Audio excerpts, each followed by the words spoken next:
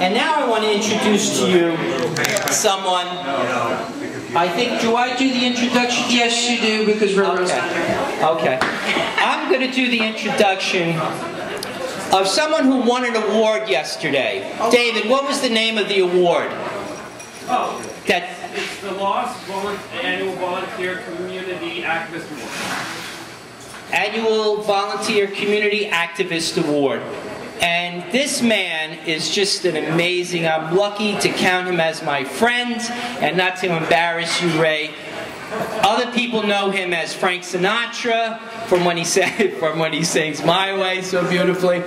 And so Ray was at our first open mic and second open mic. On the second one, he did some stand-up.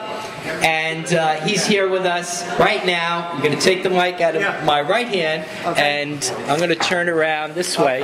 And Ray Tyrone. Give him a nice big welcome. Here we go. Well, it's not easy being the first back, but I'll do my best. I want to talk a little bit about my dating life.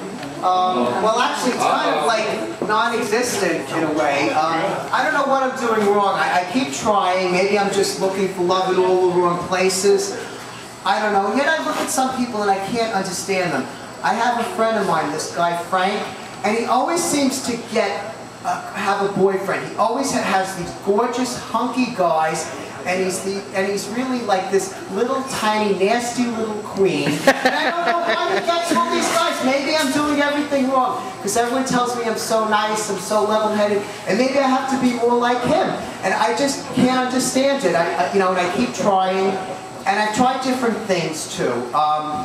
People have said to me, well, if you get a dog, you meet a lot of people.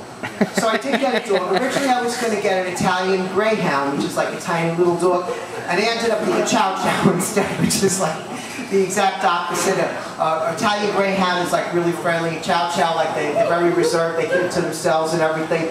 So I said, oh, okay, now I have this dog, I'm going to meet people and stuff. So I brought the dog to a dog park. I figured I'll meet all these people, right? So, the dog park, the dog is off a leash. So what does he do? He's sitting there. He sits next to me. I said, run around, play with all the other dogs. And I'm here, socialize. So then he did start to socialize, but with all the people, not the dogs. So then I had a ball, and I threw the ball to get him to fetch it. And he looks at me, he's like, you gotta be kidding me. I'm not gonna pick that thing up. You go get it. So now I'm fetching the ball. And it's like, this is like all backwards. And it was just, very strange. I have a dog that I think does love me in a way. I guess because I feed him and stuff like that. But he's not like really great with, for me to meet other people. Although sometimes I do meet people with the dog. But unfortunately, everybody I meet is like straight or a gay couple or something. I never meet any gay single men with the dog, so I don't know what I'm doing wrong. And then what I did is I went to, I've tried other things. Has anybody ever been to like a dating event where they call it like speed dating, they call it? Has anyone ever been to one of those?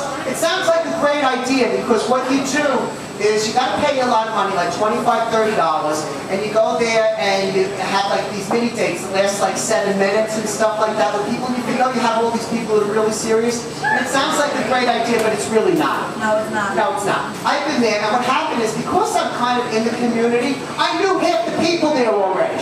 So the thing was, I got there, and it's like, so what am I going to talk about? I knew you already for 2 years, and I didn't want to date you. You think I'm going to want to date you now? And you don't want to date me now either. So anyway, that's what happened. I met 1 or 2 people from the speed dating event that I did like, but nothing worked out. And then had another one. And now instead of knowing 50% of the people, I knew 90% of the people there. So what am I going to do? I mean, it was a waste of my time. I already know these people. I don't know, it's just too much. And I tried the internet thing, and it's like, there's nothing there either, and I just don't know what I'm doing wrong. So I'm trying to come to Beat Lounge. Maybe I'll meet somebody there. Who knows? They say when you least expect it, things happen. Although now I have another recent turn of events that doesn't make it that easy. for me to meet someone because I just became unemployed. They laid off my whole department. I was there 17 years. So that makes me a lot less desirable now, too. I don't have any money to go on dates or anything like that. But you know, I'm trying to be optimistic about it. Like, they gave me a fairly decent severance package, and they have an outplacement service firm. And what they said is they have techniques right where they can shave years off of your resume. So I thought, wow, gee, that's great. They're going to give me names of like doctors that give Botox, I guess, right? I mean, that's the way they do it. And I'm really a little bit concerned about it. In fact, the other night I was talking with my father. It was at a family event. And he said they had cookies afterwards. I said, well, I'm not going to get any cookies, Dad. I'm trying to watch my waistline because I have to look really good when I'm job interviewing. And I have to look younger, too. I said, I need Botox.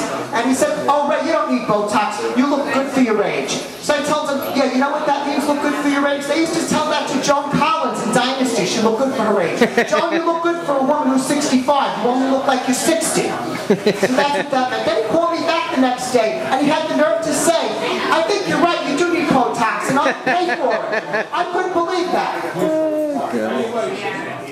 But anyway, I'm trying to keep an optimistic mind about this whole thing, and you know, I know eventually, you know, things will work out.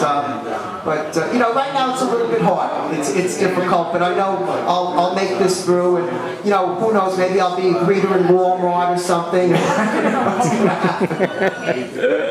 But you know, I mean, the great thing about doing stand-up when you don't have a job is that no one can tell you to quit your day job because I don't have one.